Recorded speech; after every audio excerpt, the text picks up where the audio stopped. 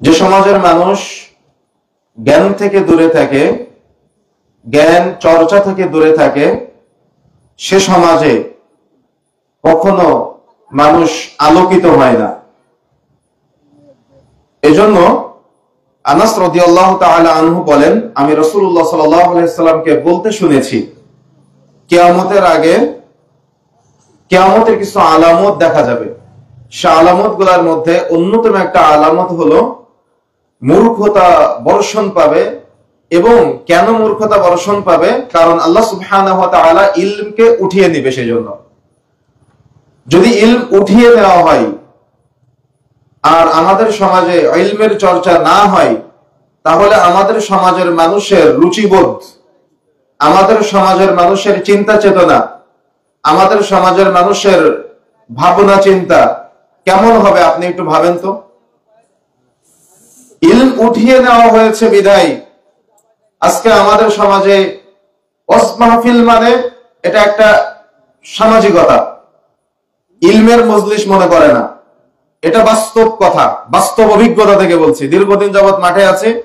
ওয়াজ মাহফিল মানে এটা একটা সামাজিকতা, মসজিদের উন্নয়ন কল্পে, সমাজের উন্নয়ন কল্পে, বা বিভিন্ন প্রতিষ্ঠানের উন্নয়ন কল্পে, বা এরকম বিভিন্ন চিন্তা চেতনা থেকে ওয়াজ মাহফিল গুলোর আয়োজন করা হয়। কিন্তু ওয়াজ মাহফিল গুলো মূলত হওয়া দরকার ছিল ইলমের একটা ভান্ডার, যেখান থেকে মানুষ ইলম অন্বেষণ করতে পারবে, ইলম সংগ্রহ করতে পারবে। কিন্তু ওয়াজ মাহফিল গুলো কেমন জানি, ওয়াজ মাহফিল গুলাতে বক্তারা বিভিন্ন বাংলাদেশি, বিভিন্ন ইন্ডিয়ান নায়ক নায়িকাদের নিয়ে গল্প গুজব করবে, তাদের নাম বলবে, আপনারা হাসাহাসি করবেন, কিচ্ছা কাহিনী হবে। এগুলো আপনাদের কাছে ওয়াজ মাহফিল, বা এরকম যদি আপনাদের মজাতে কেউ না পারে, তাহলে এটা আপনাদের কাছে ওয়াজ মাহফিল মনে হয় না, ভালো লাগে না। এই জন্য ওয়াজ মাহফিল গুলার অবস্থা আজকে তার মানে কঠিন দুরবস্থা চলতেছে।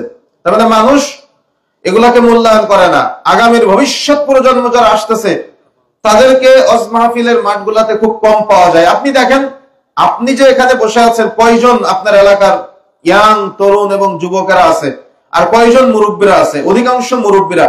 তাহলে এই সমাজ পরিবর্তনের জন্য আগামী দিনের মাইল ফলক যারা হবে, আগামী দিনের যারা ভবিষ্যৎ, তারা যদি দিন চর্চা না করে, তারা যদি ইলমের চর্চা না করে, তারা যদি কোরআন হাদিসের চর্চা না করে, তাহলে আগামীর ভবিষ্যৎ প্রজন্ম কোথায় যাবে? এজন্যই তো আপনার সমাজে একটা ছেলে, সে চুলের মধ্যে সামনে এক কালার, পিছনে এক কালার, ডানে এক কালার, বামে এক কালার দিয়ে ঘুরে বেড়ায়, আর এটাকে সে আদর্শ মনে করে। বুঝেন না আমার কথা? আপনার ছেলেকে আপনি ইলমের চর্চা, শরীয়তের চর্চা, কোরআন হাদিসের চর্চা দিতে পারেন নাই, আপনি ব্যর্থ বাবা। যার কারণে আপনার সন্তান এমন একটা জামা গায়ে দেয় যে জামাটার মধ্যে 4-5 জায়গায় ছেঁড়া ফাটা। ও ছেঁড়া ফাটা জামা, ছেঁড়া ফাটা প্যান্ট পরে ও মনে করে তাকে অনেক সুন্দর দেখা যাচ্ছে। আপনার মেয়েটা রাস্তায় যখন যায়, সে যদি পর্দা না করে তার লজ্জা কাজ করে না। সে যদি পর্দা না করে, যত খোলামেলা থাকতে পারে, তার কাছে এটা অত্যন্ত ভালো মনে হয়। কেন? তার ইলম নাই সেই জন্য, তার বাবা মার ইলম নাই সেই জন্য, ওই সমাজের মানুষের ইলম নাই সেই জন্য। বুঝেন নাই মনে হয়? কথা বুঝতে পেরেছেন? রাসূলুল্লাহ সাল্লাল্লাহু আলাইহি ওয়াসাল্লাম বলেছেন গান বাজনা হারাম। রাসূলুল্লাহ সাল্লাল্লাহু আলাইহি ওয়াসাল্লাম বলেছেন যে ব্যক্তি মাদক দ্রব্য সেবন করবে, তার জানাজার সালাত পড়ানো, ইমানদাররা সেখানে অংশগ্রহণ করবে না। কিন্তু তার জানাজার সালাত কে পড়ায়? ইমাম সাহেব পড়ায়। অংশগ্রহণ কে করে? মসজিদ কমিটির দায়িত্বশীল যারা আছে তারা সারিবদ্ধভাবে অংশগ্রহণ করে। যে বিয়েতে গান বাজনা বাজে, বিয়েটা পড়ায় কে? ইমাম সাহেব, খতিব সাহেব বিয়েটা পড়ায়। যদি একবার একটা বিবাহ কোন খতিব সাহেব ইলমের জ্ঞানে জ্ঞানী হয়ে, কোরআন হাদিসের জ্ঞানে জ্ঞানী হয়ে বলে যে অমুক বিবাহে যদি গান বাজনা বাজে, সেখানে আমি বিবাহ পড়াতে যাব না, অত্র 8-10 গ্রাম থেকে বিবাহের গান বাজনা বন্ধ হয়ে যাবে ইনশাআল্লাহ। কিন্তু না, ইলমের চর্চা নাই, ইলমের চর্চা সমাজে নাই। এজন্য আগামীর ভবিষ্যৎ প্রজন্ম কোন আশার আলো পাচ্ছে না। পবিত্র কোরআন ও সহিহ সুন্নাহর জ্ঞান থাকবে না, উঠিয়ে দেওয়া হবে ইলম। এটা আমার কথা নয়, মুহাম্মদুর রাসূলুল্লাহ সাল্লাল্লাহু আলাইহি ওয়াসাল্লাম বলেছেন। এই জ্ঞান থেকে আজকে আমরা দূরে, কোরআন হাদিসের জ্ঞান থেকে আজকে আমরা দূরে। দেখেন, কোরআনকে আমরা আজকে শরীফ, এই যে আমার হাতে কোরআন মাজিদ আছে, কিন্তু এখানে দেখেন লিখে দিয়েছে কোরআন শরীফ, কিন্তু আল্লাহ রাব্বুল আলামিন কোথাও এই কোরআনের নাম শরীফ বলেন নাই। আল্লাহ রাব্বুল আলামিন বলেছেন কোরআনটা হলো মাজিদ, কোরআনুল কারীম। এই কোরআনটা হলো ফুরকান, কোরআন হলো নূর, কোরআন হলো হুদা। নূর মানে আলো। ফজরের সময় যেমন অন্ধকার রজনী দূরীভূত হয়ে সমাজ আলোয় আলোকিত হয় না, মহল্লা আলোয় আলোকিত হয় না, তার মানে ঘুটঘুটে অন্ধকারাচ্ছন্ন মুহূর্ত অতিক্রম করে যে আলোয় আলোকিত হয়, অন্ধকারাচ্ছন্ন সমাজের মানুষকে আলোয় আলোকিত করার জন্য এই কোরআন। কোরআনটা হলো ফুরকান, সত্য এবং মিথ্যার পার্থক্যকারী, কিন্তু কোরআনকে সত্য মিথ্যার পার্থক্যকারী বানানো হয় না। কোরআনটা হলো হুদা, পথ প্রদর্শক স্বরূপ, তার মানে গাইডলাইন দিবে কোরআন মাজিদ আমাদের, কিন্তু কোরআনকে গাইডলাইন হিসেবে গ্রহণ করা হয় না। কোরআনটা হলো বুরহান, কোরআনটা হলো দলিল। যখন আপনি দুনিয়াবী জীবনে কোনো কিছুর মাসালা নিতে গিয়ে আপনি কোনটা সঠিক কোনটা ভুল আপনি বুঝতে পারবেন না, তখন আপনাকে কোরআনের কাছে আসতে হবে, কোরআনের ব্যাখ্যা হাদিসের কাছে আপনাকে আসতে হবে। এই জন্য কোরআনটা হলো বুরহান। কিন্তু আপনি কোরআনকে বুরহান হিসেবে গ্রহণ করতে পারেন নাই, আপনি ব্যর্থ হয়েছেন। আর ব্যর্থতার কারণ কোরআন থেকে আজকে আমরা দূরে সরে গিয়েছি, কোরআনের ইলম অর্জন করতে চাই না। আমরা ছোটবেলায় যখন ছিলাম তখন দেখতাম যে ওই ফজরের সালাতের পরে আর আসরের সালাতের পরে মসজিদের ইমাম সাহেব মুয়াজ্জিন সাহেব ঘোষণা দিত, মক্তবের ছেলে মেয়েরা কোথায়, তোমরা মক্তবে এসো। কিন্তু যত দিন যাচ্ছে সমাজ আধুনিকতার ছোঁয়ায় এমন ভাবে মিশে যাচ্ছে যে সকাল 7টায় প্রাইভেট, সকাল 8টায় কোচিং, সকাল 9টা থেকে বিকাল 5টা পর্যন্ত স্কুল, আবার বিকাল 5টায় বাড়িতে আসার পরে অনলাইন কোচিং করতে পারে আপনার সন্তান। এত এত এত লোড আপনার সন্তানের প্রেরণা দিতে পারেন, কিন্তু আপনার সন্তানের জন্য 10টা মিনিট কোরআনের জ্ঞানের জন্য আপনি রাখতে পারেন না। বুঝেন না মনে হয় আমার কথা? আপনি আপনার সন্তানকে ইলম দিতে পারেন নাই, আপনার সন্তানকে ইলম অন্বেষণ করার কাজে আপনি সহযোগিতা করতে পারেন নাই। এজন্য উলামায়ে কেরাম বলেছেন ইলমের ত্রুটি হলো সমাজ এবং জাতি ধ্বংসের অন্যতম একটা কারণ।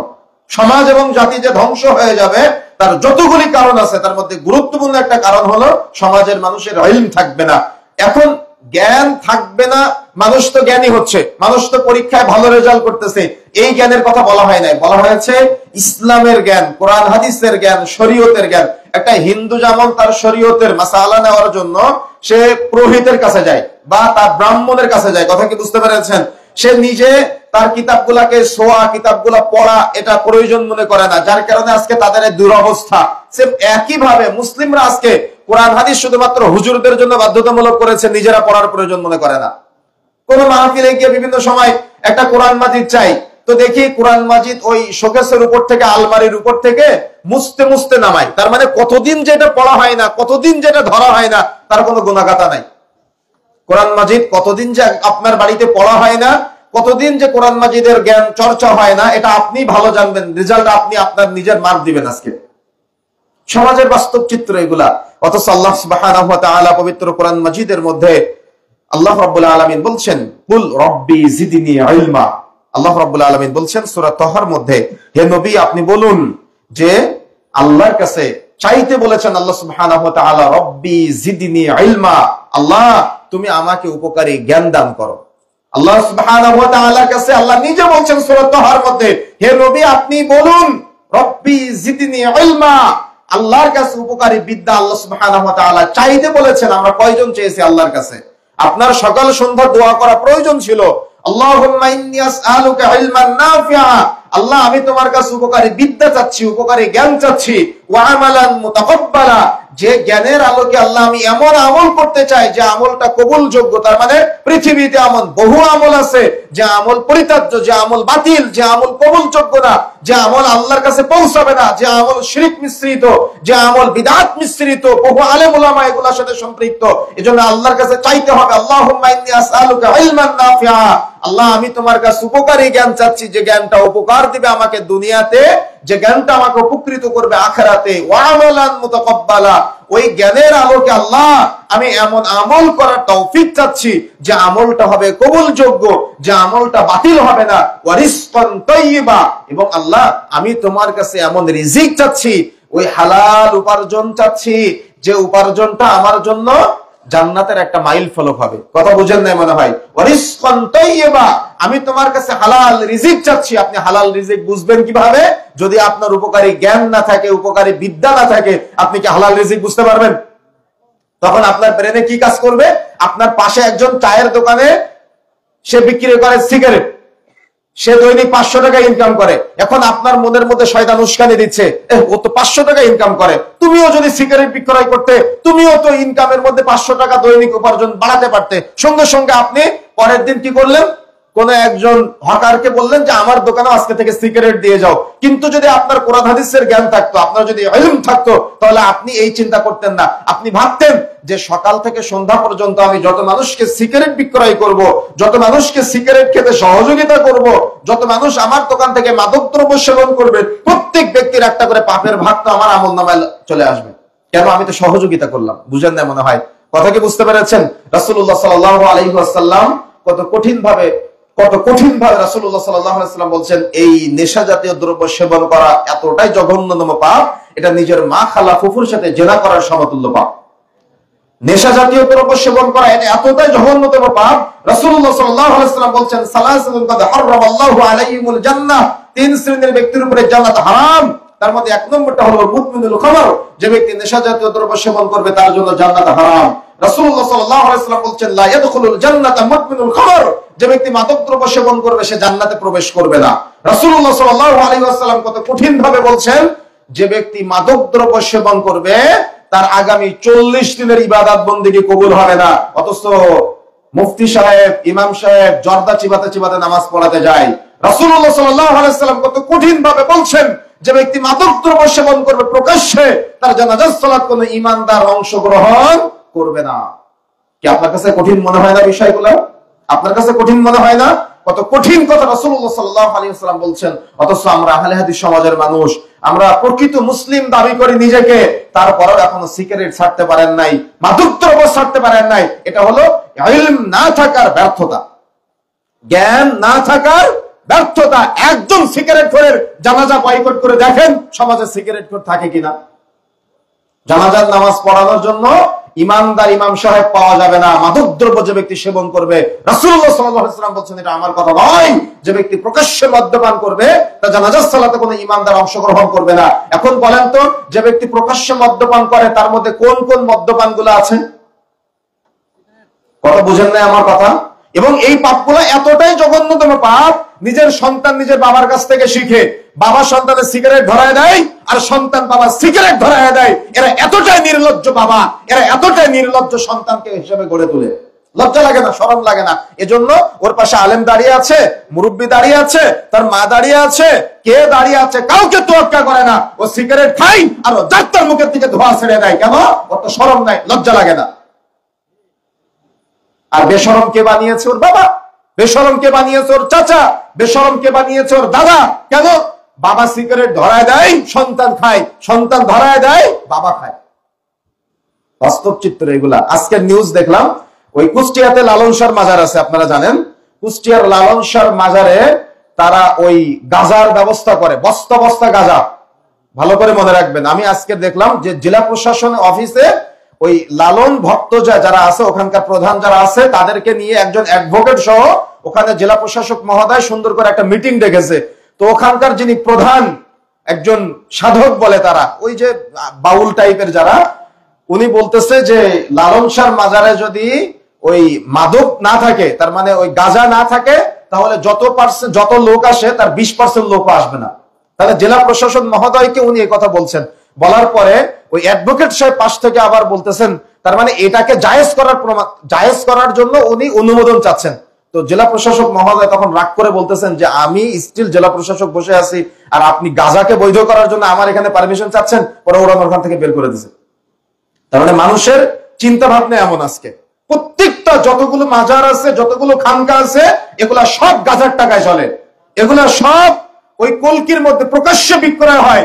আর প্রশাসনে অনেক জায়গায় সহযোগিতা করে, অনেক জায়গায় বাধা দেয়। যারা বাধা দেয় আলহামদুলিল্লাহ, আর যারা সহযোগিতা করে এরা সবাই সমান অপরাধী।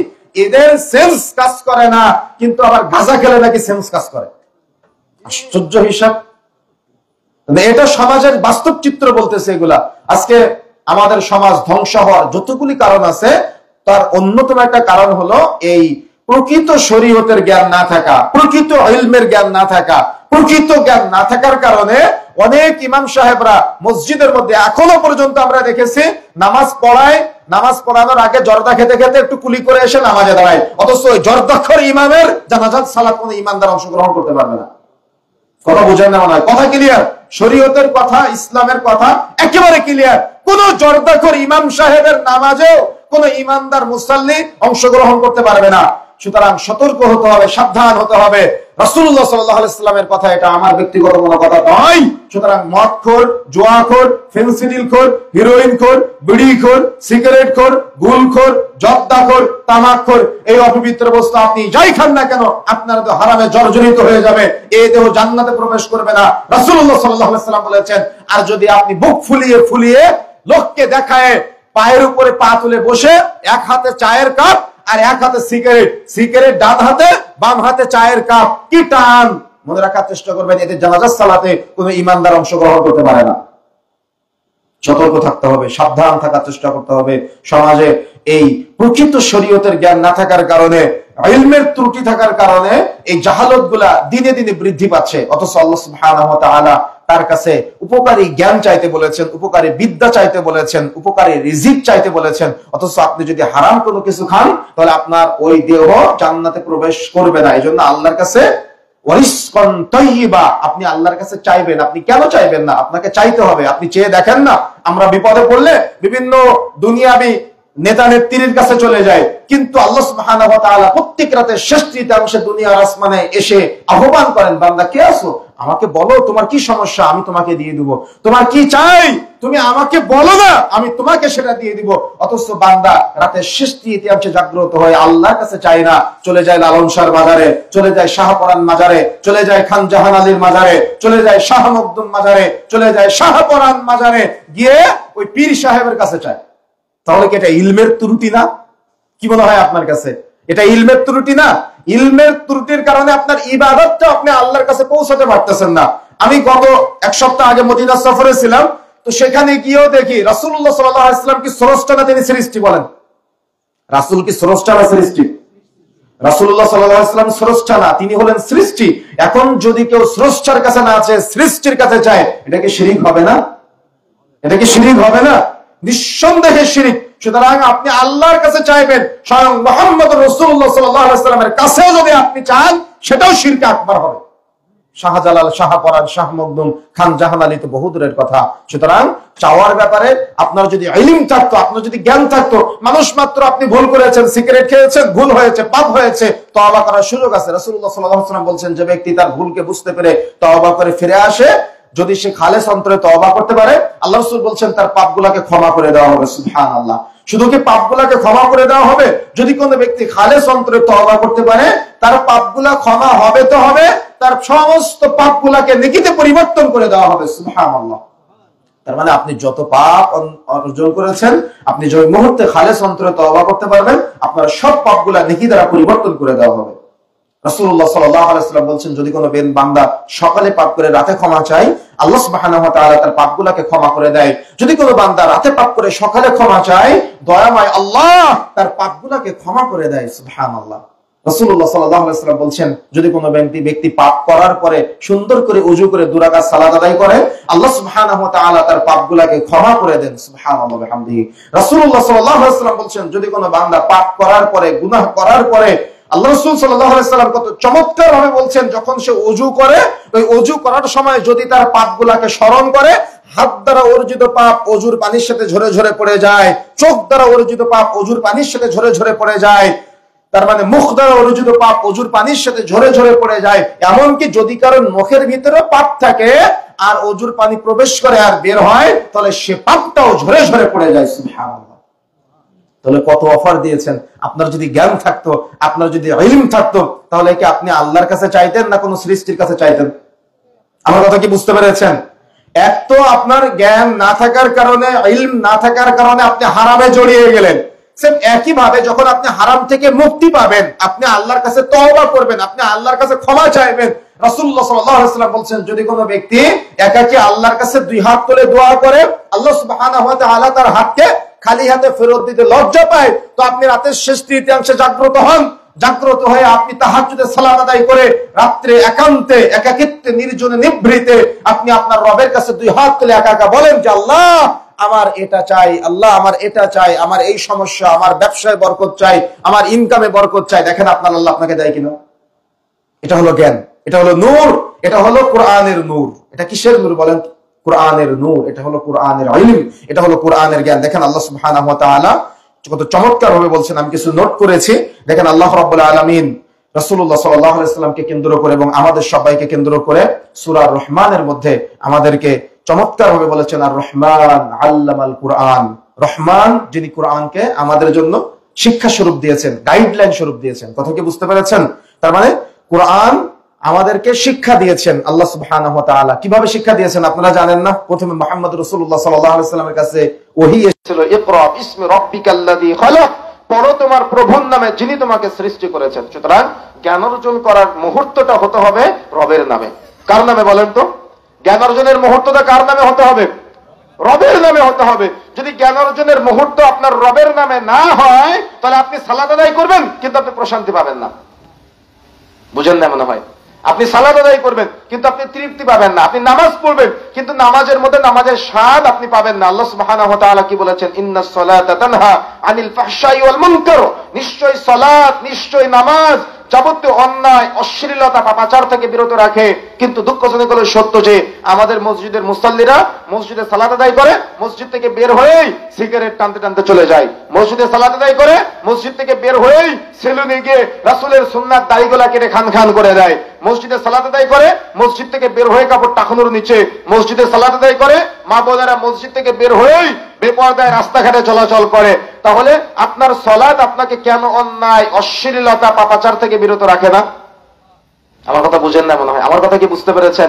কেন আপনার নামাজ আপনাকে অন্যায়, অশ্লীলতা, পাপাচার থেকে বিরত রাখে না? কারণ আপনি ইলম অর্জন করতে পারেন নাই। সেই জন্য সালাতের ইলম, নামাজের ইলম আপনার নাই। আল্লাহ সুবহানাহু ওয়া তাআলা এই জন্য বলছেন এরা নামাজ পড়বে কিন্তু এরা ফাওয়াইলুল লিল মুসাল্লিন, এরা ধ্বংসপ্রাপ্ত নামাজি, এদের সালাত কবুল যোগ্য হবে না। এটা আমার কথা না, আল্লাহ বলছেন ফাওয়াইলুল লিল মুসাল্লিন, নামাজিরা ধ্বংসপ্রাপ্ত। আল্লাযীনা হুম আন সালাতিহিম সাহুন। তারা কারা? তারা হলো সাহুন, যারা অমনোযোগী, যারা উদাসীন, যারা নামাজ পড়ে, সালাত আদায় করে কিন্তু কিছুই বুঝে না। যারা নামাজ পড়ে, সালাত আদায় করে কিন্তু কিছুই বুঝে না, নামাজের এ টু জেড কিচ্ছু জানে না, অথচ কিয়ামতের মাঠে যখন আপনি দাঁড়াবেন, রাসূলুল্লাহ সাল্লাল্লাহু আলাইহি ওয়াসাল্লাম বলছেন সর্বপ্রথম আপনার হিসাব নেওয়া হবে নামাজের হিসাব। যদি আপনার সালাতের হিসাব ঠিক না হয়, সমস্ত আমল ঠিক। যদি আপনার সালাতের হিসাব ঠিক হয়ে যায়, সমস্ত আমল ঠিক। আর সালাতের হিসাব ঠিক না হলে সমস্ত আমল বরবাদ। আমি বলেছি, রাসূলুল্লাহ সাল্লাল্লাহু আলাইহি ওয়াসাল্লাম এই কথা বলেছেন, আমার কথা নয়। সুতরাং আপনার সালাত যদি আপনি বিশুদ্ধ করতে চান, তবুও সেখানে আপনার ইলমের দরকার। যদি আপনার বিশুদ্ধ জ্ঞান না থাকে, তাহলে আপনি নামাজ পড়বেন, আপনার নামাজটাও কবুলযোগ্য হবে না। আপনি হয়ে যাবেন ফাওয়াইলুল লিল মুসাল্লিন, ধ্বংসপ্রাপ্ত নামাজি। অধিকাংশ মা বোনেরা সালাত আদায় করে কিন্তু পুরাটাই ভুল, পদ্ধতিতে ভুল, দোয়া কালামে ভুল, জিকির আজগারে ভুল, তাসবিহ তাহলিলে ভুল। অধিকাংশ মুসলমান নামধারী নামাজ পড়ে কিন্তু নামাজে আল্লাহু আকবার শব্দের অর্থ জানে না, সূরা ফাতিহার মধ্যে কি পড়ে জানে না, সানাতে কি পড়ে জানে না, আরেকটা সূরা যে মিলায় কি পড়ে জানে না, বৈঠকে বসে আত্তাহিয়াতু দুরূদ শরীফ দোয়া মাসুরের অনুবাদ জানে না, সাজদায় গিয়ে সুবহান রাব্বিল আলা পড়ে, রুকুতে গিয়ে সুবহান রাব্বিল আযীম পাঠ করে, এগুলার কিছুর অর্থ জানে না। 2 রাকাত নামাজ 30 সেকেন্ডে শেষ হয়ে যায়। তাহলে আপনার সালাত, আপনার নামাজ আপনাকে আমাকে অন্যায়, অশ্লীলতা থেকে বিরত রাখতে পারবে? কথা বলেন, পারবে? কি মনে হয় আপনার কাছে? পারবে? আমরা তো দুনিয়ার জিন্দেগি খুব মজাকের সাথে পার করতেছি, দুনিয়ার জিন্দেগি খুব মজা করে পার করতেছি না? কত প্রশান্তি আমাদের দুনিয়াতে, কত তৃপ্তিতে আপনি বেঁচে আছেন। জমি দরকার, গাড়ি দরকার, বাড়ি দরকার, কত কি দরকার, সবই হচ্ছে আলহামদুলিল্লাহ। কিন্তু আমরা যে সালাতে দাঁড়াচ্ছি, যেটা আমাদের আল্লাহ সুবহানাহু ওয়া তাআলা যে ইবাদতের জন্যই দুনিয়াতে পাঠিয়েছেন, সেই ইবাদত সম্পর্কে আমরা কতটুকু জ্ঞান অর্জন করতে পারলাম? কি মনে হয় আপনার কাছে? আপনি কি নিয়ে যাবেন? আচ্ছা, আমি যদি এখন আপনার কাছে প্রশ্ন করি, আল্লাহ রাব্বুল আলামিন আপনাকে যে জ্ঞান দিয়েছেন, আল্লাহ সুবহানাহু ওয়া তাআলা চাইলে কিন্তু চতুষ্পদ জন্তু করে বাড়াতে পারতেন, আল্লাহ সুবহানাহু ওয়া তাআলা চাইলে কিন্তু গরু ছাগল করে বাড়াতে পারতেন, কিন্তু আল্লাহ সুবহানাহু ওয়া তাআলা আমাকে আপনাকে ইলম দিয়েছেন, জ্ঞান দিয়েছেন, বিদ্যা দিয়েছেন। এখন বলেন তো, এই জ্ঞান, এই ইলম, এই বিদ্যাটা কতটুকু আমরা আল্লাহর রাস্তায় ব্যয় করতে পেরেছি? বলেন, আপনি বলেন, আপনি আপনার জ্ঞানটাকে কতটুকু আপনি আল্লাহর রাস্তায় ব্যয় করেছেন? আপনার কি এমন কোন দান আছে যে দানটা কিয়ামতের মাঠে দেখে আপনি আল্লাহর কাছে জান্নাত চাইতে পারবেন? আপনার কি এমন কোন 2 রাকাত নামাজ আছে যে নামাজটা দেখে আপনি কিয়ামতের মাঠে আল্লাহর কাছে জান্নাত চাইতে পারবেন? আপনার কি এমন কোন গোপন সাদাকা আছে যে গোপন সাদাকাটা দেখিয়ে আপনি কি আমাদের মাঠে আল্লাহর কাছে জান্নাত চাইতে পারবেন? ওই যে গুহায় আটকে পড়া তিনজন সাহাবী, তিনজন তৎকালীন সময়ের ব্যক্তির কথা মনে আছে আপনাদের? রাসূলুল্লাহ সাল্লাল্লাহু আলাইহি ওয়াসাল্লাম যে বলেছেন, তৎকালীন সময়ে তিনজন গুহায় আটকে পড়া যুবকের ব্যাপারে রাসূলুল্লাহ সাল্লাল্লাহু আলাইহি ওয়াসাল্লাম তাদের বর্ণনা দিয়েছেন যে তাদের গোপন গোপন কিছু আমল ছিল, যেগুলা তিনিরা সেই গোপন আমলগুলার বিনিময়ে আল্লাহ সুবহানাহু ওয়া তাআলার কাছে ওই গুহা থেকে মুক্তি পাওয়ার জন্য আল্লাহ সুবহানাহু ওয়া তাআলাকে বলেছিলেন যে আল্লাহ আমি এই এই এই এই গোপন আমল করেছি। কিন্তু বলেন তো, ওই যে তৎকালীন সময়ের একজন ব্যক্তি বলেছিলেন যে আমি আমার চাচাতো বোনের সাথে জেনার উপক্রম, তখন আমার চাচাতো বোন বলেছিল আব্দুল্লাহ ইত্তাকিল্লাহ, আল্লাহকে ভয় করো, আল্লাহ আমি শুধুমাত্র তোমার ভয়ে সেদিন জেনা থেকে বিরত থেকেছিলাম।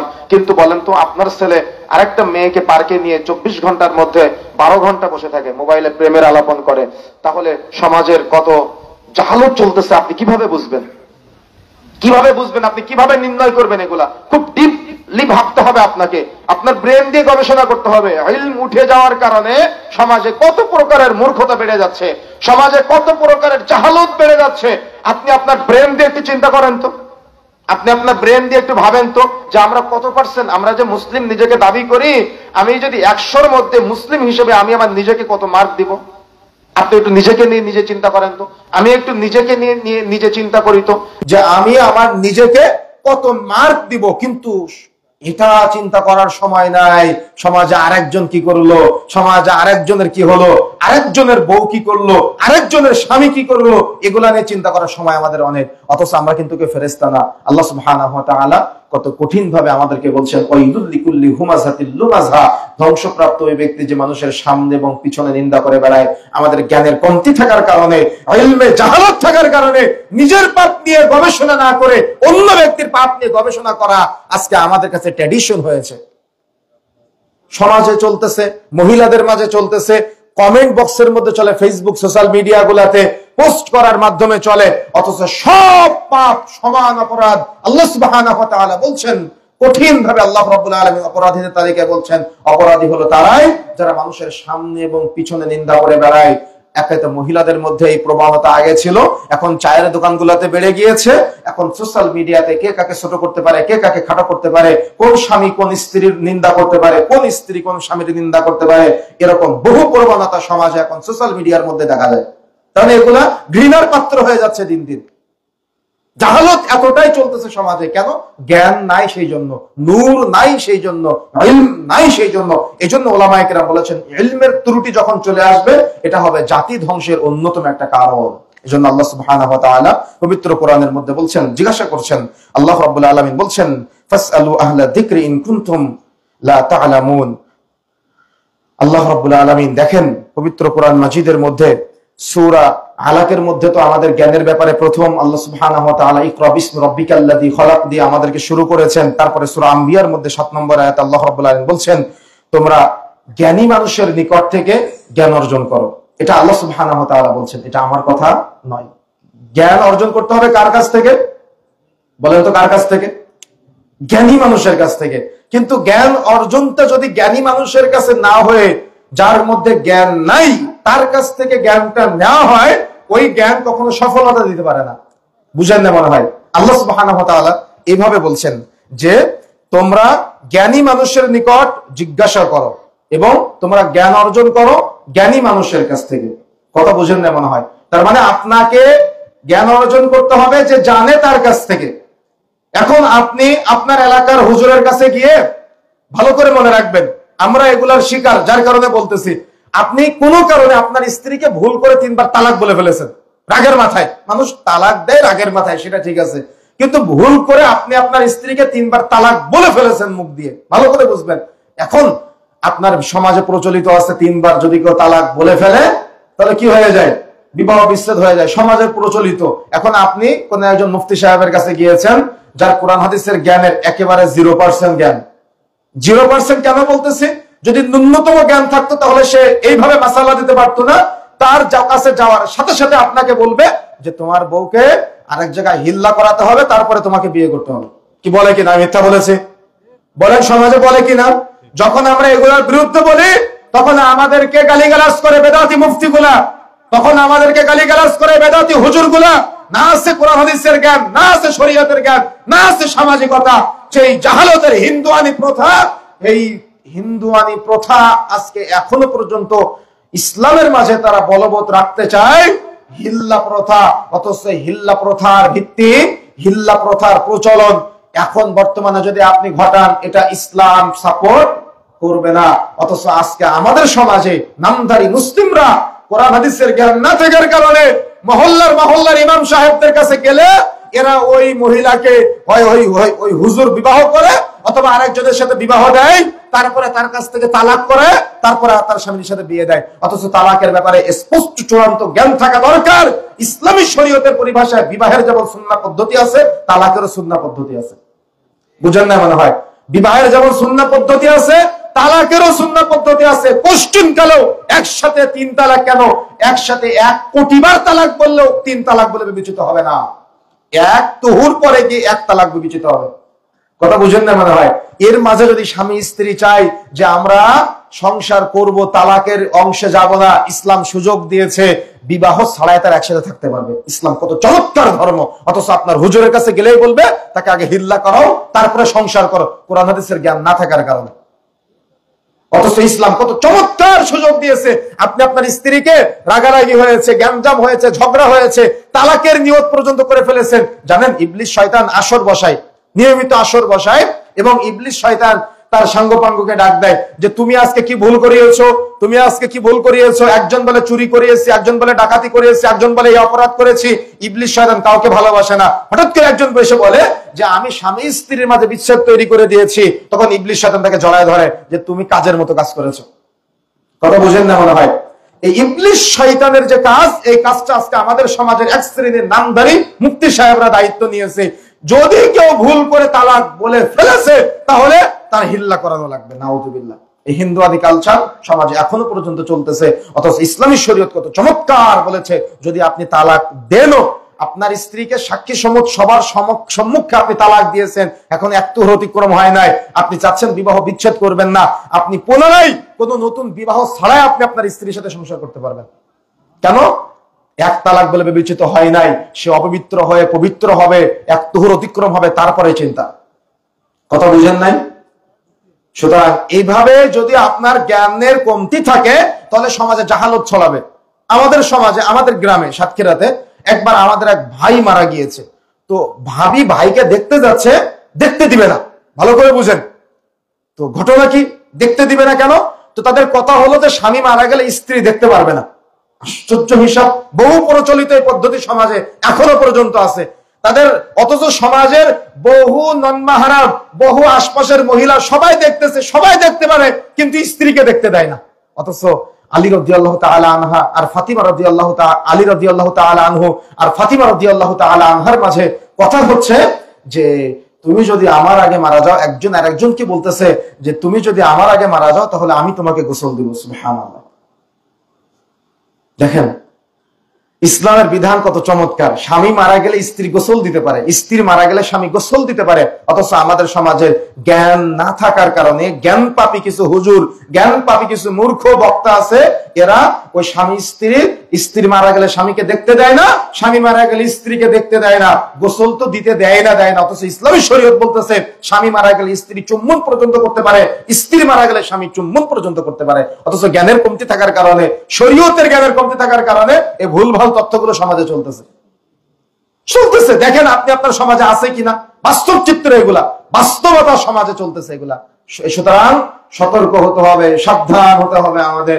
আমরা পরিপূর্ণ পবিত্র কোরআন ও সহিহ সুন্নাহ যখন মেনে নিতে পারবো তখনই আমরা সফলতা অর্জন করতে পারবো। কিন্তু যদি আমার জ্ঞান স্বল্পতা থাকে তাহলে যে ব্যক্তি জ্ঞানী তার কাছে জ্ঞান অর্জন করতে হবে, আর যে জ্ঞানী না তার কাছে যদি আপনি যান মাসালা নেওয়ার জন্য তাহলে সে বলবে হিল্লা করার জন্য, তাহলে সে বলবে স্বামী স্ত্রীকে মারা যাওয়ার পরে গোসল দিতে পারবে না, স্ত্রী স্বামীকে গোসল দিতে পারবে না। এরকম নানা বহু উদাহরণ দিলে বহু উদাহরণ দেওয়া যাবে যে সমাজে আজকে জাহালত চলতেছে। কি নায়েশ জাহালত গুলা, বহু অহরহ জাহালত চলতেছে সমাজে। সুতরাং আমাদেরকে সতর্ক হতে হবে, সাবধান হতে হবে। গতকালকে একটা মাসালা জিজ্ঞাসা করতেছে, আমি ঢাকাতে যেখানে থাকি তার পাশে একজন মহিলা ওমরায় যাবে, তার স্বামী বেঁচে নেই, কিন্তু মাহরাম আরো অনেকে আছে। কিন্তু যিনি মুআল্লিম তিনি বলতেছে যে কোনো মাহরাম যাওয়া লাগবে না, দুইজন মহিলা একসাথে গেলেই ওমরা হয়ে যাবে। আস্তাগফিরুল্লাহ। অথচ মহিলাদের ওমরা করার শর্তের মধ্যে অন্যতম একটা শর্ত হলো তার মাহরাম লাগবে। এখন আপনি যদি ভুলভাল ব্যক্তির কাছে মাসালা নিতে যান, অত মূর্খ, অত টাকা ইনকামের ধান্দায় আছে, আপনাকে নিয়ে গেলে 10,000 টাকা পায়, এজন্য টাকার জন্য সে বলতেছে কি মাহরামের দরকার নাই, তুমি চলো ওমরা করাই নিয়ে আসি। অথচ তো শর্ত কি? শর্ত কি বলেন? আপনার এলাকায় যদি কোনো নারী ওমরা করতে যায়, হজ করতে যায়, তার বাধ্যতামূলক মাহরাম থাকা চাই। যদি মাহরাম না থাকে ওই ইবাদত কবুলযোগ্য হবে না, রাসূলুল্লাহ সাল্লাল্লাহু আলাইহি ওয়াসাল্লাম বলেছেন। তাহলে এখন ওই মুআল্লিম আপনাকে কি বলতেছে? মাহরামের দরকার নেই, চলো ওমরা হয়ে যাবে। ইস্তেহাদ করে বলতেছে, গবেষণা করে বলতেছে। এটা তার গবেষণা, এটা ইসলামী শরীয়তের গবেষণা নয়। এখন আপনি মাসালা নিলেন কার কাছে? যার জ্ঞান নেই তার কাছে। আমার কথা কি বুঝতে পেরেছেন? সুতরাং সতর্ক হতে হবে, সাবধান হতে হবে। মসজিদের মুয়াজ্জিন সাহেবকে গিয়ে বলতেছেন, ইমাম সাহেবকে গিয়ে বলতেছেন যে হুজুর, আমরা তো অনেক বড় বড় হুজুরদেরকে দেখি তারা জর্দা খায়, তাহলে জর্দাটা কি হালাল না হারাম? এখন হুজুর সঙ্গে সঙ্গে বলতেছে মাকরুহ। বুঝেন না মনে হয়? আমরা টাঙ্গাইলে এক মাহফিলে গেছিলাম আরো 2-3 বছর আগে। তো মাহফিলে এই আপনারা যেমন বসে আছেন এরকম মুসল্লিরা বসে আছে, স্টেজের উপরে দেখি অনেক বড় একটা প্লেট মতো, পানের প্লেট, পান সুন্দর করে সাজানো, ওর ভিতরে পান আছে, সুপারি আছে, জর্দাও আছে। মাহফিলের স্টেজে, তাও আবার আমার স্টেজে। আমি তো ছাড় দেওয়া লোক না, কথা বুঝেন ভালো করে। তো দেখেন আজকে আমাদের সমাজে এই জাহালত গুলা চলতেছে। ইমাম সাহেবের কাছে গেলে ইমাম সাহেবের কাছে কাকড়া হারাম, কিন্তু আবার জর্দা হালাল। বুঝেন না মনে হয়? অথচ রাসূলুল্লাহ সাল্লাল্লাহু আলাইহি ওয়াসাল্লাম বলছেন সমুদ্রের নিচে বাস করা সকল প্রাণী হালাল, ব্যাঙ ব্যতীত। ব্যাঙ স্পষ্ট হারাম। উসুল হাদিসের পরিভাষায় ইসলামী শরীয়তের কিছু বিষয় আছে যেগুলো আম, কিছু বিষয় আছে খাস। তো ব্যাঙ খাস স্পষ্ট হারাম, আর আম যা আছে সমুদ্রের নিচে বাস করে যদি আপনার শখ হয় আপনি খেতে পারেন, আপনার জন্য হালাল। কিন্তু কাকড়াকে হারাম করে জর্দাকে কি করে? হালাল করে দেয়। কেন? হুজুরে যে জর্দা খায়। আমার কথা বুঝেন না মনে হয়? কথা কি বুঝতে পেরেছেন? সুতরাং সতর্ক হতে হবে। যার কাছ থেকে জ্ঞান নিবেন তার জ্ঞান আছে কিনা এটা আপনাকে আগে জানার চেষ্টা করতে হবে। দেখেন আল্লাহ রাব্বুল আলামিন বলছেন, কুল হাল ইস্তাবিল আ'মা ওয়াল বাসীর। হে নবী আপনি বলুন, অন্ধ আর যার চোখ আছে, তার মানে অন্ধ আর চক্ষুষ্মান, তারা কি সমান? কি মনে হয় আপনার কাছে? আল্লাহ সুবহানাহু ওয়া তাআলাকে যে জিজ্ঞাসা করেছেন মুহাম্মদ সাল্লাল্লাহু আলাইহি ওয়াসাল্লামকে, মানে কাদেরকে বলতেছেন? আমাদেরকে বলতেছেন। তার মানে যার জ্ঞান আছে আর যার জ্ঞান নাই সে কি সমান? তাহলে কার কাছে যেতে হবে? জ্ঞানীর কাছে না যার জ্ঞান নাই তার কাছে? মাইকে এসেই 1 ঘন্টার বক্তব্যের 15 মিনিট ইয়া নবী সালামু আলাইকা। বুঝেন না মনে হয়? কি নাই আমাদের সমাজে?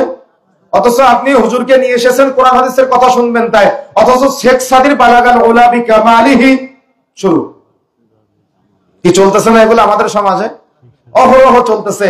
মাহফিলের স্টেজে এসেই বক্তা কিছুক্ষণ পর পর চা টান দেয় আর ইল্লাল্লাহ ইল্লাল্লাহ ইল্লাল্লাহ বলে কিনা। ইল্লাল্লাহ মানে কি জানেন? আল্লাহ ছাড়া, আল্লাহ ছাড়া, আল্লাহ ছাড়া। তো আল্লাহ ছাড়া, আল্লাহ ছাড়া, আল্লাহ ছাড়া কি জিকির? খাজাবার জিকিরও আছে। আমার অনেক জিকির আছে, দেখবেন লাফাতে লাফাতে কোথায় উঠে যায়? বাসা উঠে যায়। কি আছে না এমনটা? এগুলা সব জ্ঞান পাপী। ভালো করে মনে রাখবেন, এগুলো সব জ্ঞান পাপী। আর এখন ওয়াজ মাহফিল গুলা হয়েছে রাজনৈতিক মঞ্চ। ওয়াজ মাহফিল গুলা রাজনৈতিক মঞ্চে পরিণত হয়েছে। এই জন্য ওয়াজ মাহফিলের মর্যাদা সম্মান মানুষের কাছে নাই। কেন? এগুলা রাজনৈতিক মঞ্চ হয়েছে। আমি আশাবাদী যে আগামীতে যারা আয়োজন গুলা করবেন এটা রাজনৈতিক মঞ্চ না, কোরআন হাদিসের জ্ঞানের একটা আলাদা সাম্রাজ্য বানাবেন। যে আসবে আর যে শুনবে, যে শোনাবে আর যে শুনবে, উভয়ের মাঝে একটা চিন্তা থাকবে আজ আমি জ্ঞান অর্জনের জন্য এসেছি। কেন জানেন? আপনার নিয়ত যদি আজকে হয় যে আমি জ্ঞান অর্জনের জন্য আজকে এখানে ওয়াজ মাহফিলে এসেছে, আপনি জানেন যে আপনি পায়ে হেঁটে এসেছেন না বাড়ি থেকে আসার সময়, আপনার পায়ের নিচে ফেরেশতারা পাখা বিছিয়ে দিয়েছে। সুবহানাল্লাহ। আবার যখন আপনি বাড়িতে ফিরে যাবেন আপনার পায়ের নিচে ফেরেশতারা পাখা বিছিয়ে দিবে। সুবহানাল্লাহ। যদি আপনার নিয়ত থাকে যে আমি জ্ঞান অর্জন করব, তাহলে রাসূলুল্লাহ সাল্লাল্লাহু আলাইহি ওয়াসাল্লাম বলছেন যতক্ষণ আপনি জ্ঞান অর্জনের মজলিসে বসে থাকবেন ফেরেশতা মণ্ডলীরা আপনার জন্য নেকি লিপিবদ্ধ করতে থাকে আর গুনাহগুলা মুছতে থাকে। সুবহানাল্লাহ। যখন আপনি শেষে চলে যাবেন, যাওয়ার সময় শেষে বৈঠক শেষের একটা দোয়া আছে, দোয়া পাঠ করে গেলে রাসূলুল্লাহ সাল্লাল্লাহু আলাইহি ওয়াসাল্লাম বলতেন সাগীরা গুনাহগুলা এখানে রেখে গেলেন। সুবহানাল্লাহ। কি কত ফজিলত, আপনি কি বুঝবেন? যখন আপনি জ্ঞান অর্জনের জন্য আসবেন তখন সমুদ্রের নিচের মাছ পর্যন্ত আপনার জন্য দোয়া করবে। সুতরাং এই ওয়াজ মাহফিল গুলা, সম্মেলন গুলা আমাদেরকে ইলমের একটা ভান্ডার হিসেবে গ্রহণ করতে হবে। এখান থেকে যাকে দাওয়াত দিব তিনি ইলম ছড়াবে। আর যার কাছ থেকে আমরা ইলম নিব এবং যারা আমরা ইলম নিব, যাতে করে আমরা একটা প্রপার জ্ঞান নিয়ে যেতে পারি, জ্ঞান বিতরণ করতে পারি, এই চিন্তা আমাদের থাকা লাগবে। যারা মাহফিলের আয়োজন করবে তাদের চিন্তাও থাকবে যে আমাদেরকে কি করতে হবে, জ্ঞান চর্চা করতে হবে, জ্ঞান চর্চা করতে হবে। দেখেন, যখন আপনার কোরআন হাদিসের জ্ঞান থাকবে না, শরীয়তের জ্ঞান থাকবে না, আমি কাউকে কটাক্ষ করতেছি না নাম ধরে, কিন্তু আপনি মাথায় টুপি দিয়ে মুখে দাড়ি রেখে আপনি কোথায় চলে যাবেন? একটা ভোট চাওয়ার জন্য আপনি চলে যাবেন কোথায়? পূজা মণ্ডপে। বুঝেন না মনে হয় আমার কথাগুলা? আমার কথা ভালো করে বোঝার চেষ্টা করবেন। অথচ স্পষ্ট হারাম, ইসলাম এটাকে স্পষ্ট হারাম করে দিয়েছে। অথচ আমাদের সমাজের অন্ধ মূর্খ কিছু ব্যক্তি আছে, মুখে দাড়ি রেখে মাথায় টুপি পরে এরা মন্দিরে মন্দিরে ঘুরে বেড়ায় ভোট ভিক্ষা করার জন্য। না আছে শরম, না আছে লজ্জা, না আছে হায়া। অবশ্যই জবাব দেওয়া লাগবে কিয়ামতের মাঠে। সতর্ক থাকার চেষ্টা করবেন, সাবধান থাকার চেষ্টা করবেন। এমনিতেই যেটা চেয়ে নেওয়া ইসলামে নিষেধ, এমনিতেই যেটা চেয়ে নেওয়া ইসলামে নিষেধ, আর আপনি মূর্তির সামনে দাঁড়িয়ে এক ভণ্ড মূর্খ বলতেছে যে আলহামদুলিল্লাহ যে এতদিন পরে মন্দিরে এসে আপনাদের সামনে দাঁড়াতে পেরেছি। আলহামদুলিল্লাহ। তাহলে ও জ্ঞানী? ও তো মুসলিম না, ও তওবা করে মুসলমান হওয়া দরকার। সতর্ক হতে হবে, সাবধান হতে হবে। আমাদের সমাজে চলতেছে এগুলা, বাস্তব চিত্র এগুলা। জ্ঞান না থাকার কারণে এরা মন্দিরে মন্দিরে গিয়ে ভোট ভিক্ষা করে। জ্ঞান না থাকার কারণে এরা টুপি দাড়ির ব্যবহার করে, ইসলামকে ব্যবহার করে, সাইনবোর্ড হিসেবে ব্যবহার করে মানুষকে ধোঁকা দিচ্ছে। আজকে সতর্ক হতে হবে, সাবধান হতে হবে আমাদের। সুতরাং এই সব যতগুলো কথা বলতেছি সব হলো জ্ঞানের স্বল্পতা। যখন আপনার জ্ঞানের স্বল্পতা হবে তখন আপনার মাঝে এগুলা দেখা যাবে। এজন্য আল্লাহ সুবহানাহু ওয়া তাআলা অন্যত্র বলছেন, কুল হাল ইস্তাবিল আ'মা ওয়াল বাসীর। আল্লাহ রাব্বুল আলামিন আমাদেরকে যে বলেছেন যে ব্যক্তি দেখে আর যে ব্যক্তি দেখে না, যার চোখ আছে আর যার চোখ নাই, যার জ্ঞান আছে আর যার জ্ঞান নাই, সে কি সমান? সে সমান না। পরের আবার আল্লাহ সুবহানাহু ওয়া তাআলা বলছেন, কুল হাল ইস্তাবিল্লাযিনা ইয়া'লামুনা ওয়াল্লাযিনা লা ইয়া'লামুন। আল্লাহ বলছেন, হে নবী আপনি বলুন, যারা জ্ঞানী আর যারা জ্ঞানী নয় তারা কি সমান? দেখেন আল্লাহ এর ব্যাখ্যা আবার দিচ্ছেন, যারা জ্ঞানী আর যারা জ্ঞানী নয় তারা কি সমান? আল্লাহ সুবহানাহু ওয়া তাআলা প্রশ্ন তুলেছেন। সুতরাং মানুষ যারা জ্ঞানী তারাই উপদেশ গ্রহণ করবে, আল্লাহ রাব্বুল আলামিন বলছেন। সুতরাং যার জ্ঞান আছে সে উপদেশ দিবে, আর যার জ্ঞান আছে সে উপদেশ গ্রহণ করবে। সুতরাং সতর্ক থাকতে হবে, সাবধান থাকতে হবে। আমাদের সমাজে প্রচলিত এই জ্ঞান না থাকার কারণে আমাদের সমাজে জাহালত গুলা চলতেছে। ইসলামকে সাইনবোর্ড হিসেবে ব্যবহার করে এক শ্রেণীর মানুষ আমাদের ধোঁকা দেয়। ইসলামকে সাইনবোর্ড হিসেবে ব্যবহার করে এক শ্রেণীর মানুষ ইসলামকে সাইনবোর্ড হিসেবে ব্যবহার করে আমাদের ইবাদত বন্দিগির মধ্যে শিরিক ঢুকায়, ইবাদত বন্দিগির মধ্যে বিদআত ঢুকায়। কেন? যে ব্যক্তি মাজার পূজা করতে আহ্বান করে তার কি মাথায় টুপি নেই? তার কি মুখে দাড়ি নেই? তার কি গায়ে পাঞ্জাবি নেই? সেও সেম, বরং হিন্দুদের থেকে তারা আরো জঘন্য। কেন? হিন্দু তো পূজা করে হাত পাওয়ালা মূর্তির সামনে, কিন্তু এরা পূজা করে মরা মানুষকে, কবরের মধ্যে শোয়ায় পূজা করে। তার মানে তারা আরো বেশি জঘন্য। এরা হল আবু জাহাল মার্কা মুসলমান। বুঝেন না মনে হয়? আবু জাহাল আপনার থেকে পরহেজগার ছিল, আবু জাহাল আমাদের থেকে পরহেজগার। আপনি তো সলিমুদ্দিন এলাকার মসজিদের সভাপতি, আর আবু জাহাল কাবা শরীফের সভাপতি। বুঝেন না মনে হয়? কথা কি বুঝতে পেরেছেন? সুতরাং আবু জাহাল মার্কা মুসলমান হওয়ার চেষ্টা করিয়েন না, সাবধান থাকার চেষ্টা করতে হবে, সতর্ক থাকার চেষ্টা করতে হবে, যাতে করে আপনার ঈমান, আপনার আমল, আপনার আকীদা, আপনার মানহাজ এগুলা নষ্ট না হয়ে যায়। আর মানহাজের জ্ঞান তো নাই, ঈমানের জ্ঞান তো নাই, আকীদার জ্ঞান তো নাই। এগুলা বললে এগুলা ভুয়া মনে করে। আমাদের সমাজের আগে চিন্তা সমাজে ইসলাম প্রতিষ্ঠা করব, তারপরে নিজে দাঁড়িয়ে রাখবো। কথা বুঝেন না মনে হয়? সমাজের চিন্তা এগুলা। অথচ ইসলামী শরীয়ত কত চমৎকার ভাবে নিজে ইসলাম পালন করতে হবে। আল্লাহ রাব্বুল আলামিন কি বলছেন? আমি আলোচনা শুরুতে আয়াতটা তিলাওয়াত করেছিলাম, ইয়া আইয়ুহাল্লাযীনা আমানু কু আনফুসাকুম ওয়া আহলিকুম নারা। হে ঈমানদারগণ, তোমরা নিজেরা জাহান্নামের আগুন থেকে বাঁচো, তোমাদের পরিবারদেরকে জাহান্নামের আগুন থেকে বাঁচাও। চেষ্টা করতে হবে, নিজে জ্ঞান অর্জন করবেন, পরিবারের সদস্যদেরকে কোরআনের জ্ঞান দেওয়ার চেষ্টা করবেন। যদি আপনি কোরআনের জ্ঞান দেন, রাসূলুল্লাহ সাল্লাল্লাহু আলাইহি ওয়াসাল্লাম বলেছেন, খায়রুকুম মান তাআল্লামাল কুরআনা ওয়া আল্লামা। সর্বোত্তম হলো ওই ব্যক্তি যে নিজে কোরআন শিক্ষা করে এবং অপরকে শিক্ষা দেয়। আপনি আপনার সন্তানকে শিক্ষা দিবেন কোরআনের শিক্ষা। কিয়ামতের মাঠে যখন আপনার সন্তানকে জান্নাতে দেওয়া হবে, তাকে বলা হবে, অরাতিল, তুমি আজকে তিলাওয়াত করো। ও তিলাওয়াত করবে আর জান্নাতের মর্যাদা বাড়বে, বাড়তে বাড়তে বাড়তে বাড়তে সর্বোচ্চ পর্যায় পর্যন্ত চলে যাবে।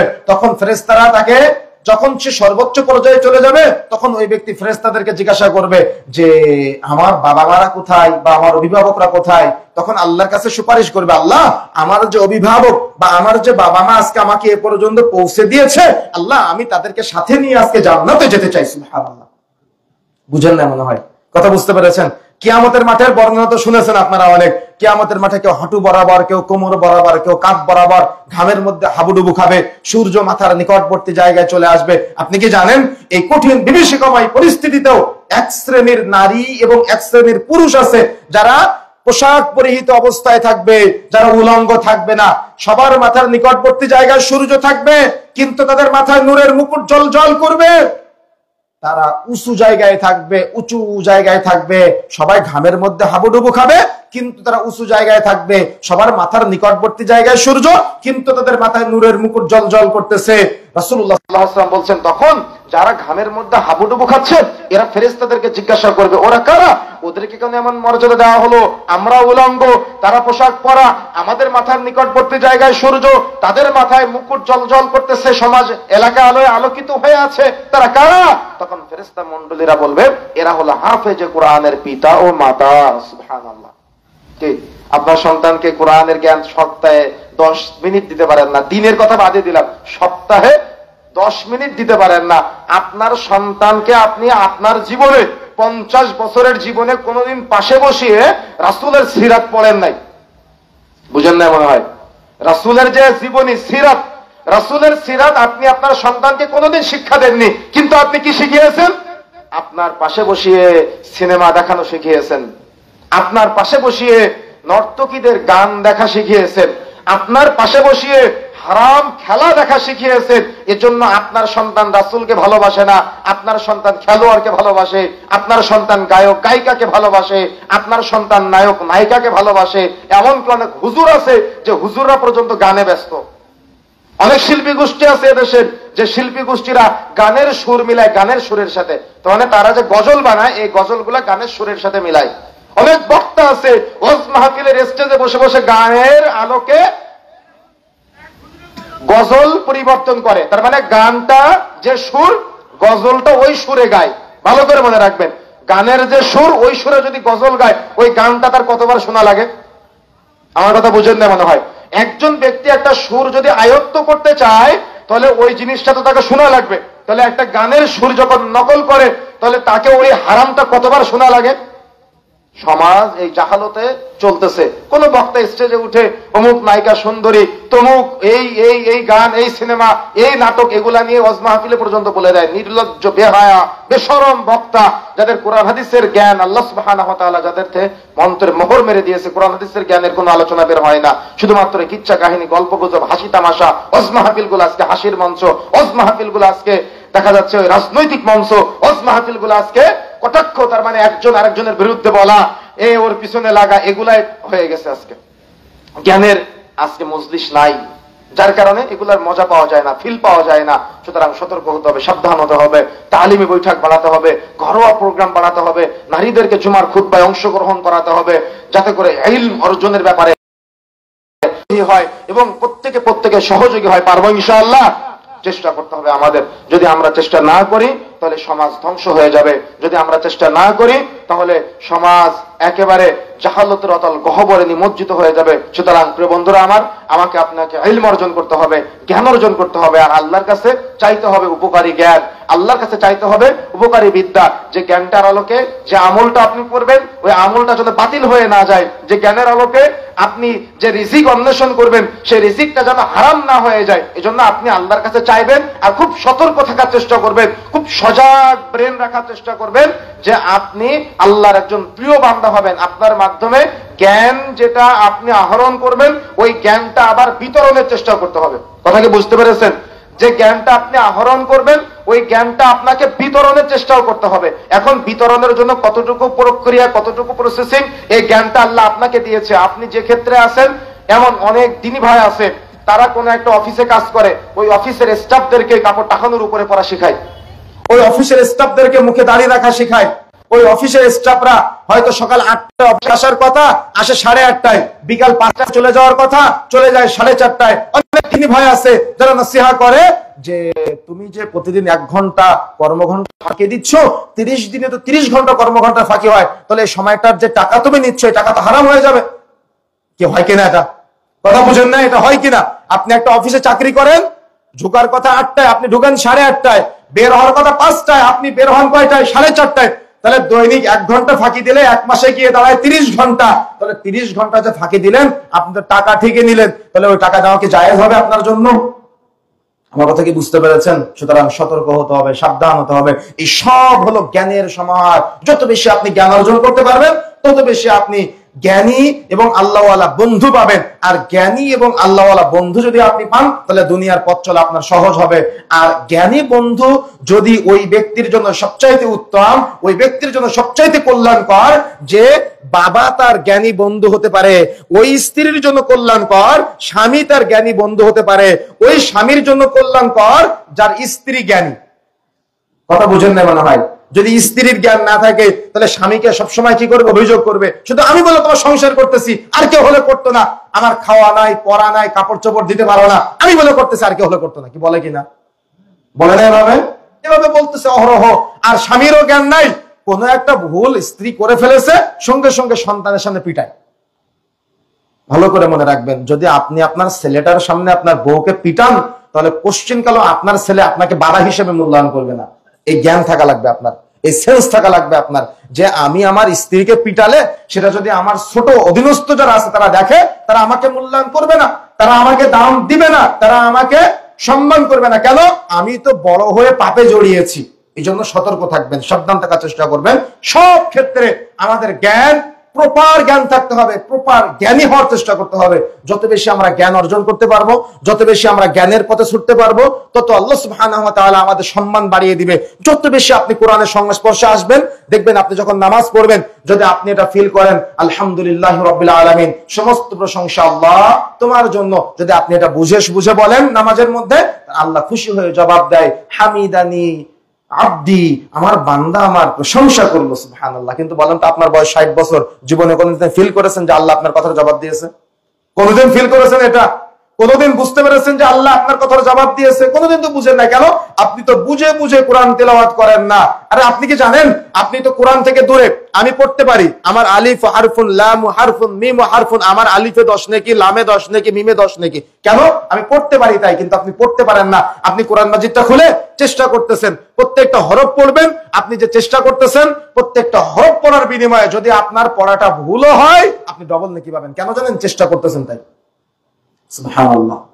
আমার কথা বুঝতে পেরেছেন? তাহলে চেষ্টা, ইলম অর্জনের চেষ্টা, জ্ঞান অর্জনের চেষ্টা আমাকে আপনাকে অব্যাহত রাখতে হবে। ওয়াজ মাহফিল হলে শোনার লোক পাওয়া যায় না। কেন? জ্ঞান অর্জনের চিন্তা নাই। জুমার দিন সবার শেষে মসজিদে যায়। কেন? এই যে জ্ঞান অর্জনের সামাজিক ব্যবস্থা নেই, খেলাধুলা এসে খেলাধুলা, তার জন্য বহুত লোক প্রচার করছে। এই যে কমিটি মসজিদের সভা করতেছে, দেখেন খুলে কয়েকজন নামাজ পড়ে একটু ঘাট চাই। এই সামাজিক ব্যবস্থার লাইনটা টানেন। আমাদেরকে মুরব্বী অত্যন্ত গুরুত্বপূর্ণ একটা কথা বলেছে যে জ্ঞান অর্জনের সামাজিক ভাবে কোনো ব্যবস্থাপনা নাই। আমি দেখেছি সৌদি আরবে বিভিন্ন শাখা কেন্দ্রিক, বিভিন্ন এলাকা কেন্দ্রিক এবং বিভিন্ন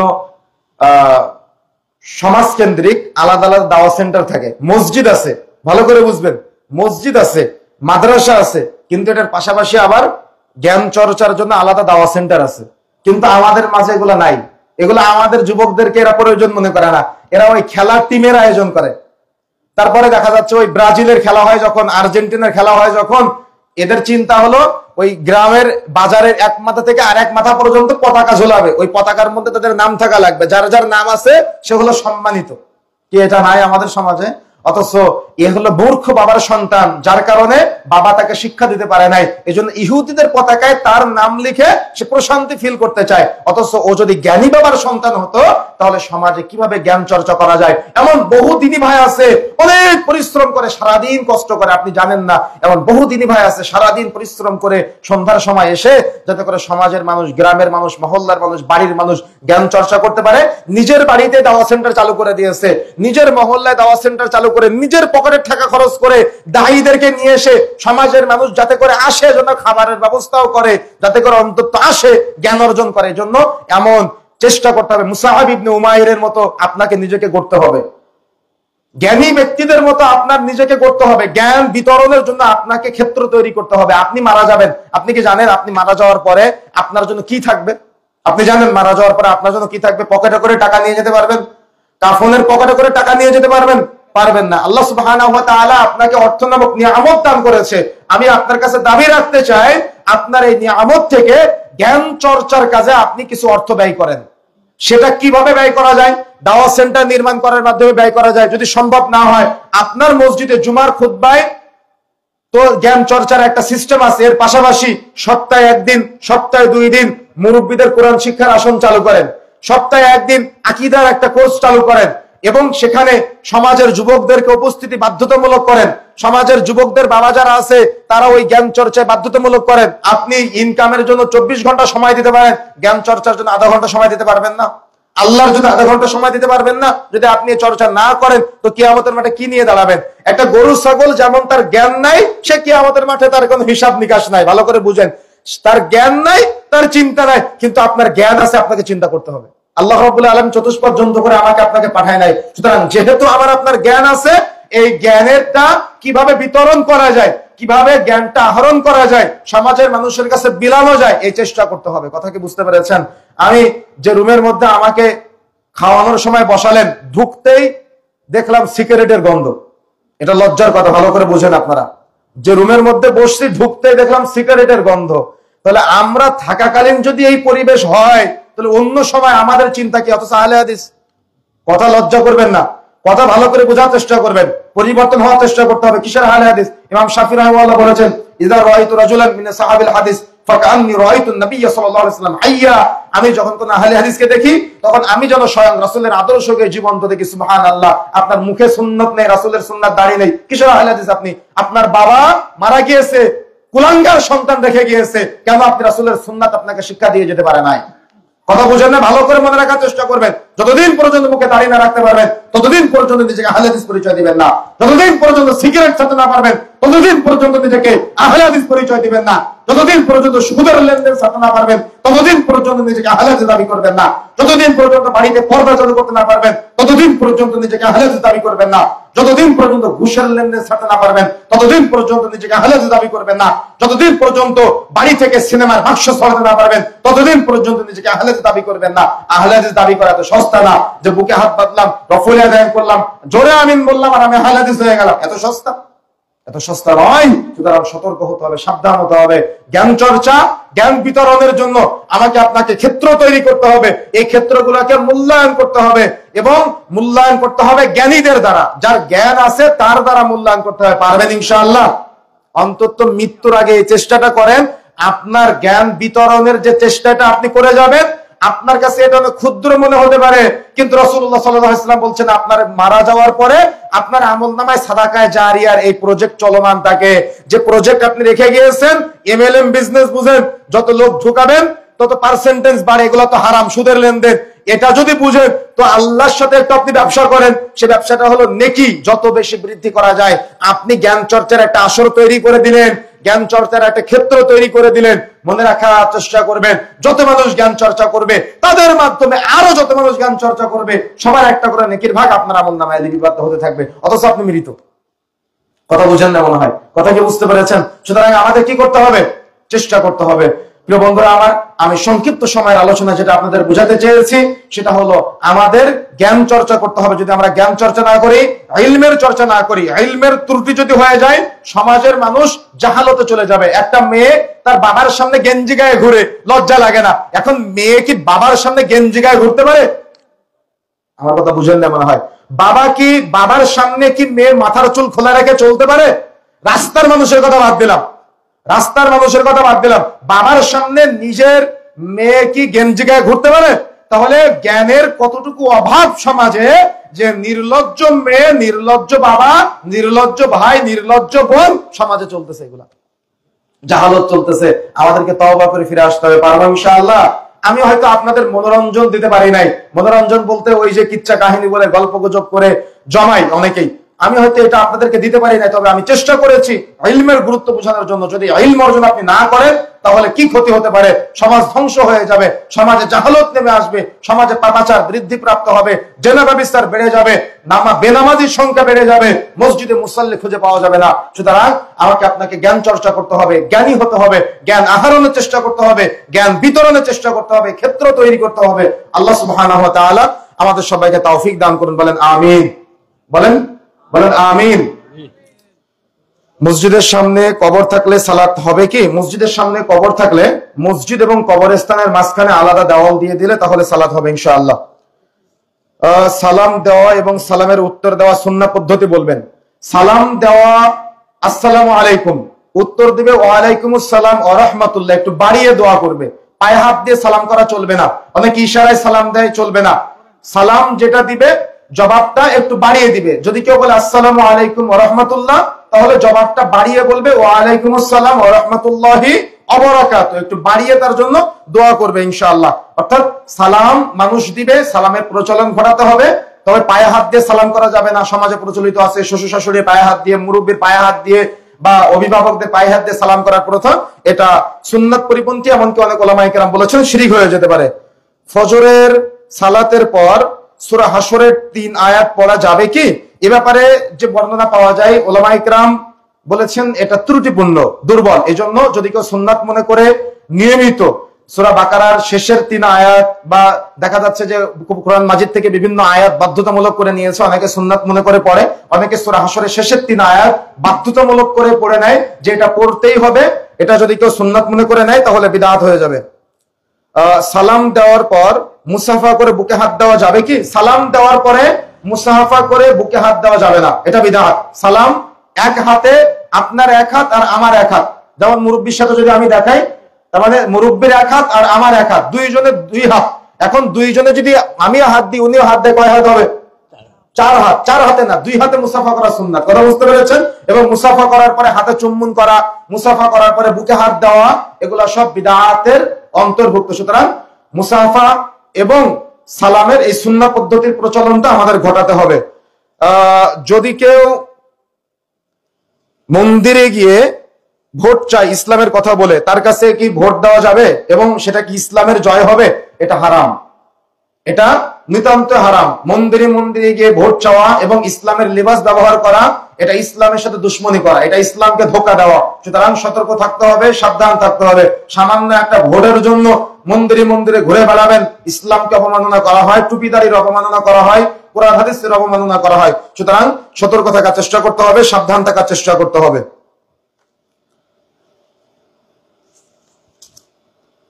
বেদাতি হুজুরের পিছনে মুসল্লিদের সালাত হবে কি? এখন বেদাতি কি শিরকির পর্যায়ে চলে গিয়েছে কিনা এটা দেখতে হবে। বেদাত করতে করতে তিনি শিরকের পর্যায়ে পৌঁছে গিয়েছে কিনা সেটা দেখতে হবে। জমহুর উলামায়ে কেরাম বলেছেন যদি ইমাম সাহেব শিরিক করে তাহলে তার পিছনে সালাত হবে না। যদি শিরিক না করে, দেখা যাচ্ছে কোনো একটা ব্যাপারে তার জানার অজ্ঞতা আছে, তাহলে যদি কোনো প্রকার আপনি মসজিদ খুঁজে না পান তাহলে সেখানে আপনি সালাতটা আদায় করে নিতে পারেন জামাতে সালাত আদায় করার জন্য। কিন্তু যদি কোনো ইমাম সাহেব একেবারে নিতান্ত শিরিক করে তাহলে তার পিছনে সালাত আদায় করা জমহুর উলামায়ে কেরামের মত অনুযায়ী এটা তার পিছনে সালাত হবে না। এমনকি অনেক ইমাম সাহেব আছে যারা তাবিজ দেয় কিন্তু মসজিদে নামাজ পড়ায়, এই ইমামের পিছনে নামাজ হবে না। অনেকেই ওই আয়না ভরণ দেয় আবার মসজিদে নামাজ পড়ায়, এর পিছনে নামাজ হবে না। অনেক ইমাম সাহেব আছে যারা ডিম পড়া দেয় আবার নামাজ পড়ায়, এদের পিছনে নামাজ হবে না। অনেক ইমাম সাহেব আছে ওই দেখা যাচ্ছে যে মসজিদে নামাজও পড়ায়, আবার হলো যারা তার মুসল্লি আছে, মহিলারা আছে, তাদেরকে ওই কবজ করে, তারপরে দেখা যাচ্ছে তাদেরকে আয়না ভরণ দেয়, তারপরে তাদেরকে জাদু করে ব্ল্যাক ম্যাজিক করতে সহযোগিতা করে। কবিরাজ নামে যাদেরকে চিনেন, এদেরকে আপনারা অনেক সম্মান করতে পারেন, কিন্তু এদের পিছনে নামাজ হবে না। কেন? এরা মুশরিক। এরা আপনি যত মুসলমান বলেন না কেন, যদিও তার নাম আব্দুল্লাহ, যদিও তার নাম আব্দুর রহমান, যদিও তার নাম আব্দুল কুদ্দুস, কিন্তু সে যখন তাবিজ দিবে, সে যখন ওই আয়না ভরণ দিবে, সে যখন ব্ল্যাক ম্যাজিক করবে, সে যখন জাদু করবে এবং মানুষকে, স্বামীকে স্ত্রীকে পেতে সহযোগিতা করবে, প্রেমিক প্রেমিকাকে পেতে সহযোগিতা করবে, এই কাজের সাথে যারা জড়িত, এদের মাথায় টুপি থাকলো, মুখে দাড়ি থাকলো, গায়ে পাঞ্জাবি থাকলো, এরা মুশরিক, এরা মুসলমান না। এদেরকে তওবা করে ফিরে আসতে হবে, এদের পিছনে নামাজ হবে না, এদের থেকে সতর্ক থাকতে হবে। সংক্ষিপ্ত সময়ের আলোচনায় আল্লাহ সুবহানাহু ওয়া তাআলা বারাকা দান করুন। সংক্ষিপ্ত সময়ে আমরা যে কথাগুলো বলেছি, আল্লাহ রাব্বুল আলামিন আমি সহ আমাদের সবাইকে আমলে বাস্তবায়ন করার তৌফিক দান করুন। আল্লাহুম্মা আমিন। আল্লাহ রাব্বুল আলামিন আমাদের সমাজে যারা অসুস্থ আছে সবাইকে শিফায়ে কামিলা আজেলা দান করুন। যারা এই মাহফিলের আঞ্জাম দিয়েছেন আল্লাহ রাব্বুল আলামিন তাদের সবাইকে পরিপূর্ণ দিন বুঝে জেনে আমল করার তৌফিক দান করুন এবং আমাদেরকেও জান্নাতে যাতে করে আমরা একসাথে বসতে পারি আল্লাহ রাব্বুল আলামিন আমাদের সবাইকে সেই তৌফিক দান করুন। আল্লাহুম্মা আমিন। পবিত্র কোরআন ও সহিহ সুন্নাহর আলোকে আমরা যে দোয়াগুলো শিখবো অর্থ এবং সার্বিক ব্যাপারে জানার জন্য আমরা হৃদয়ের প্রশান্তি, আপনি আল্লাহর সাথে কিভাবে কথা বলবেন, আল্লাহর সাথে কথা বলতে গেলে আপনার জ্ঞান অর্জন করতে হবে। আপনি কিভাবে জ্ঞান অর্জন করবেন, এই জ্ঞান অর্জন করার জন্য আমার সংকলনে হৃদয়ের প্রশান্তি বইটি বাজারে পাবেন, হয়তো মাহফিলেও পাবেন। আপনারা সংগ্রহ করার চেষ্টা করবেন, আপনারা এখান থেকে উপকৃত হতে পারবেন ইনশাআল্লাহ। আল্লাহ সুবহানাহু ওয়া তাআলা বারাকা দান করুন। আল্লাহ সুবহানাহু ওয়া তাআলা আমাদের সবাইকে পবিত্র কোরআন ও সহিহ সুন্নাহর অনুসারী হওয়ার তৌফিক দান করুন। আল্লাহুম্মা আমিন। আমার সাথে সাথে সবাই বলেন সুবহানাকা আল্লাহুম্মা ওয়া বিহামদিকা আশহাদু আল্লা ইলাহা ইল্লা আনতা আস্তাগফিরুকা ওয়া আতুবু ইলাইক। আসসালামু আলাইকুম ওয়া রাহমাতুল্লাহি ওয়া বারাকাতুহু।